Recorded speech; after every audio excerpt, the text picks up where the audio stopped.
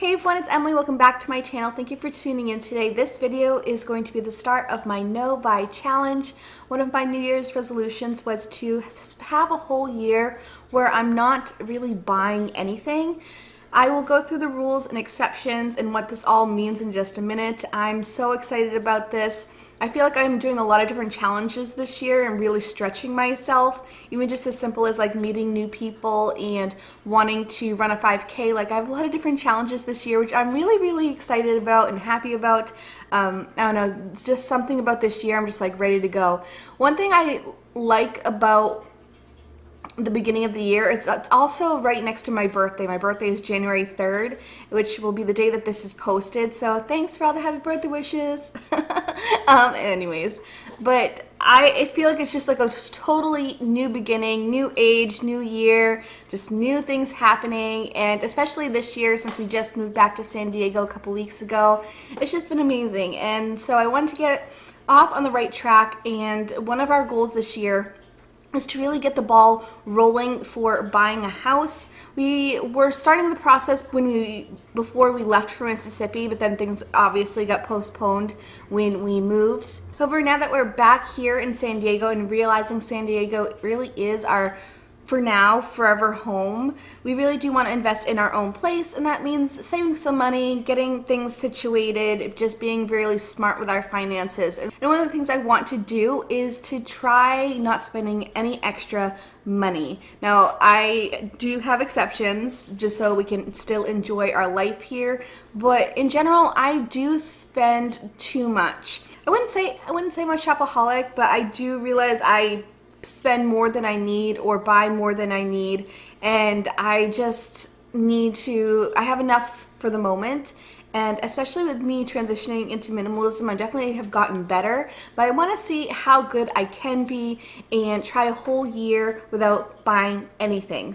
I also want to make this a series on my channel, so I will be doing monthly updates about how it's going, if I bought anything, how much I'm saving, and probably other videos along the way about my no buy challenge. I'm pretty excited about it, and I'll leave some others that I've watched down below if you want more inspiration. Now let's just start with the rules and exceptions for my no buy year.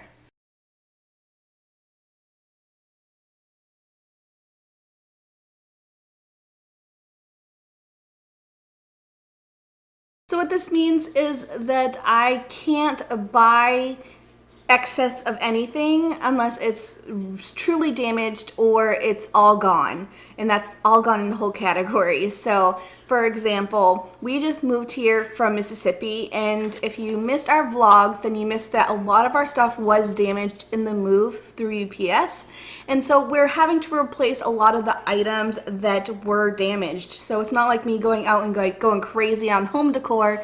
Things like our crock pot did not make it, certain dishes did not make it. Like we have like 2 plates right now because our dishes did not arrive safely. And I have a list of things that were damaged in that move that are replaceable, and that is something that I can spend money towards because we don't have them now. For replenishing, those are areas that you normally have to replenish over time, but I can't do that unless everything is gone. For instance, if I run out of a moisturizer that I truly love, but I have plenty of other moisturizers in my collection that I still need to use, I have to use those other moisturizers before purchasing a new one. And with homewares, however, most of my homewares I do just refill at a local bulk area where I can refill a lot of like my laundry detergent, my hand soaps, that type of thing, so I can refill them.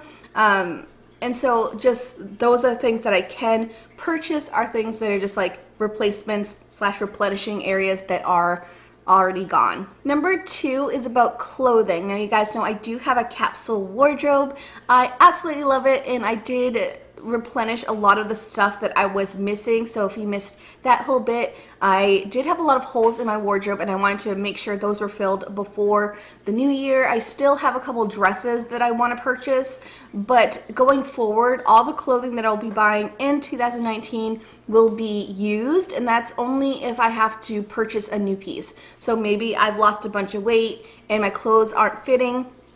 I can buy pieces of clothing for my capsule wardrobe making sure it doesn't exceed the number that I capped out at. So clothing has to be secondhand and can't exceed the capsule wardrobe limit that I set for myself. Number 3 is really going to be hard for us, and this is an area that we really need to work on, is eating out. We eat out way too often. I know a lot of people when they're doing a no-buy, food really isn't touched on much, or they say, oh no, I can still eat out, but we eat out too much. It's just the two of us, so often I just get lazy making a big meal for 2 people. But for one, it is expensive, and 2, it is really unhealthy. And we probably could have saved thousands of dollars last year if we stayed at home, ate what we had, or made a meal. So this will be the toughest one, is not eating out. Now, I will allow us to eat out once per month, which is way less than what we have been doing. We have been doing maybe like 3, 4, 5 times a week sometimes.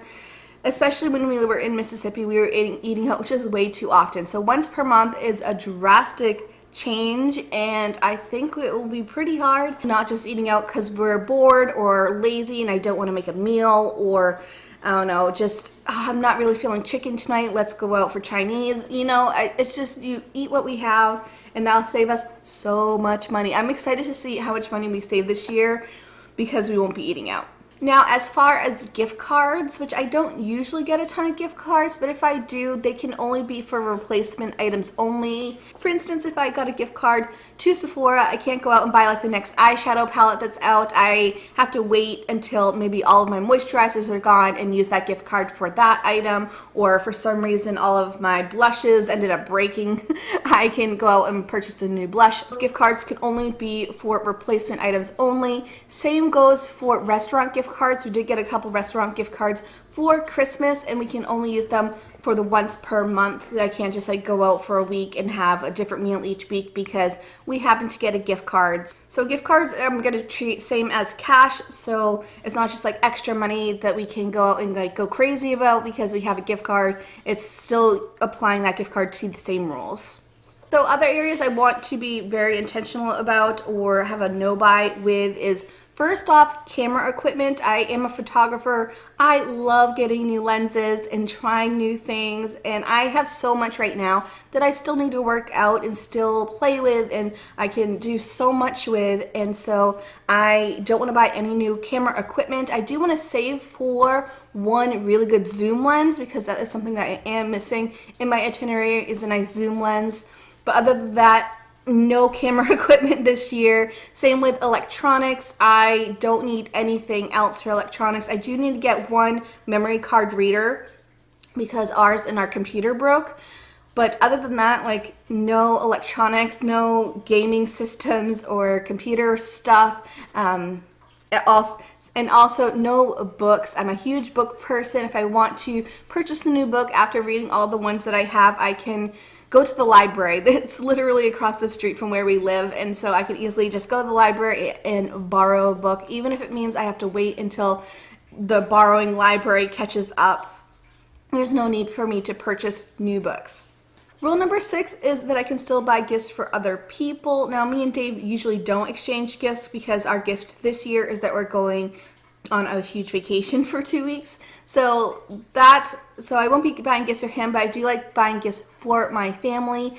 For instance, I love to buy gifts for my nieces and nephews for their birthdays, and that's usually the extent of my gift giving. I don't like go crazy, but I am allowed to purchase gifts for others. So rule number 7 is things that I can use money for. I can use money for experiences and doing stuff and trying new things. I can use money for travel. I do want to save the money for travel because we do have a huge vacation coming up, so we can use money towards travel. And I also can use money towards improving on a skill. So if I wanted to take a class, or if I wanted to do an online course, or if I wanted to maybe take a seminar somewhere, I can use money to do those things to improve myself and to learn. Those are the rules that I have for my no-buy, which I feel like are pretty extensive, but I also have bigger dreams in mind. For instance, we want to buy a house and we want to go on a big vacation, and those are things that require a lot of money, and we still are very comfortable, but I think we could have a better time on our vacation if I saved money, or we can just have a little bit of a cushion for when we buy a house.